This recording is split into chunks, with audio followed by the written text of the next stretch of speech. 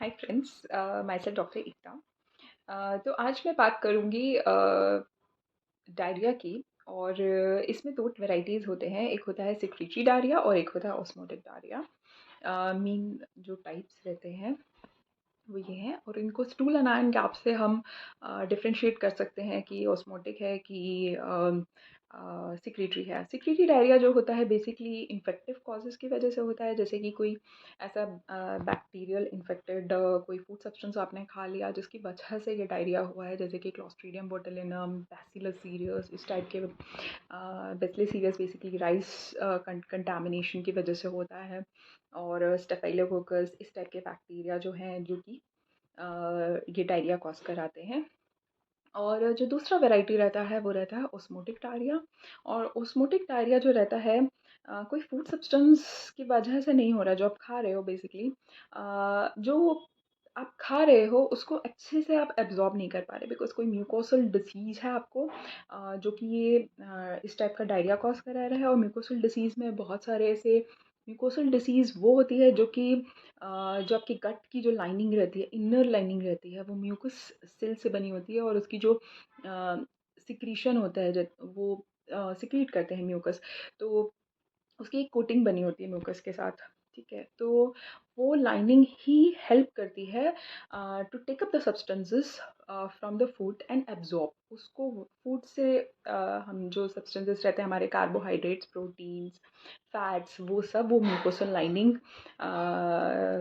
Take up करती है और उसको यूटिलाइज करके हमारी बॉडी में स्टोर करके रखती है। तो इस तरीके से हमारा जो सिस्टम है, गट सिस्टम है, वो ऐसे वर्क करता है ना। कोई ना कोई जैसे बेसिकली कोई म्यूकोसल डिसीज, जैसे कि सीलियाक डिसीज है, जिसमें ग्लूटेन सेंसिटिविटी है, और जैसे कोई इन्फ्लेमेटरी बोवल डिसीज़ है जिसमें कि क्रॉन्स डिसीज़ या अल्सरेटिव कोलाइटिस है। उन डिसीज़ेस की वजह से जो म्यूकोसल उस म्यूकोसल लाइनिंग से फूड सब्सटेंसेस ईज़िली एब्ज़ॉर्ब नहीं हो पा रहे हैं, अच्छे से डाइजेस्ट नहीं हो रहा, वो डाइजेशन एस्टिमेशन प्रॉपर्ली हो नहीं पा रहे हैं, जिसकी वजह से इस जो ओस्मोटिक डायरिया है वो होता है। ठीक है, और इसका मेन रीज़न क्या रहता है? इसका मेन रीज़न इन्फेक्टिव कॉज़ नहीं है।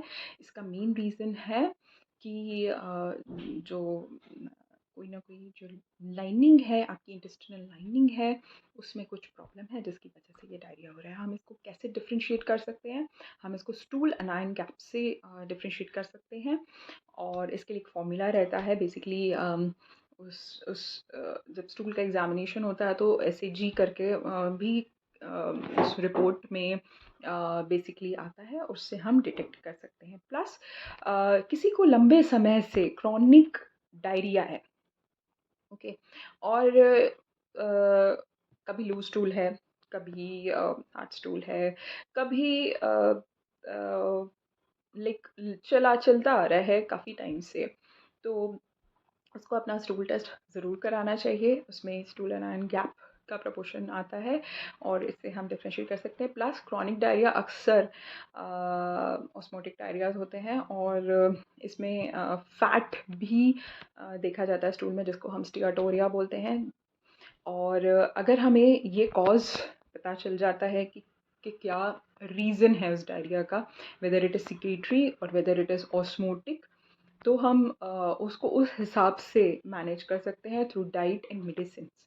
अब डाइट का रोल सबसे ज़्यादा इम्पॉर्टेंट है अलॉन्ग विद द मेडिसिन्स, क्योंकि जहाँ पे सीलियाक डिसीज़ है वहाँ पे patient will have a gluten sensitivity. वहाँ पे आपको बहुत सारी चीज़ें रिस्ट्रिक्ट करनी पड़ेंगी, जैसे ब्रो वाले items, that will include, that is barley, rye, oats and wheat. So they have this gluten content, जिसकी वजह से पेशेंट हाइपर सेंसिटिव है और उसको उस वजह से डायरिया हो रहा है, और chronically he suffering from that, but he is not aware कि उसको ये म्यूकोसल डिसीज़ है। अब द गोल्ड स्टैंडर्ड जो रहता है सीलियाक डिसीज़ का, बेसिकली वो बायोप्सी ही है, बट स्टिल आप उसे बहुत सारे एंटीबॉडी टेस्ट भी होते हैं उसके, तो उससे भी डिटेक्ट किया जा सकता है। अब एक और वैरायटी रहता है जिसमें मैंने बताया था इन्फ्लेमेटरी बोवल डिसीज़ है। अब उस डिसीज़ में भी माल एब्जॉर्प्शन होता है, जिसमें हम क्रॉन्स डिसीज़ और अल्सरेटिव कोलाइटिस हैं। अब उस डिसीज़ के लिए भी बहुत सारे ऐसे टेस्ट हैं, एंटीबॉडी वाले टेस्ट हैं, वो आप करवा सकते हैं, जिससे हम इन दोनों डिसीज़ेज़ को डिटेक्ट कर सकते हैं। और इन जब कॉज़ समझ में आ जाता है, तो उस हिसाब से अगर मैनेजमेंट किया जाए, तो इसके लिए बहुत बेनिफिशियल है, specially in cases of diarrhoea. अब मैं डाइट एक पहला फैक्टर है जिस जो इन डिसीज़ेज़ में बहुत यूनिक है। और दूसरी चीज़,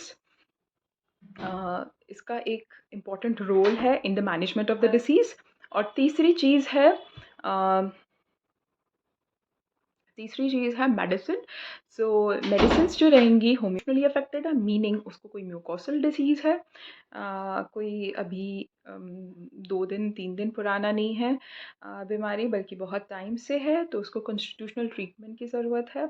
और उस हिसाब से पूरा जो उसका जो सिम्पटम मेकअप है, उससे हिसाब से उसको दवाई होम्योपैथिक लेने से उसको आराम लग सकता है। और इसमें बहुत सारी ऐसी मेडिसिन्स हैं, जैसे कि मैंने अभी बताया, नाइट्रिक एसिड है, नक्सवामिका है, एंटिम क्रूइदम है, और ऐसी बहुत सारी कॉन्स्टिट्यूशनल मेडिसिन है जिसमें सल्फर है। Again it is also a good remedy for alternate diarrhoea and constipation. लेकिन इन सब मेडिसिन्स को बिना कॉन्स्टिट्यूशनल अप्रोच के नहीं लेना चाहिए, क्योंकि इनका एक सिम्पटम मेकअप रहता है। उस हिसाब से मेडिसिन्स को कंसिडर करना चाहिए।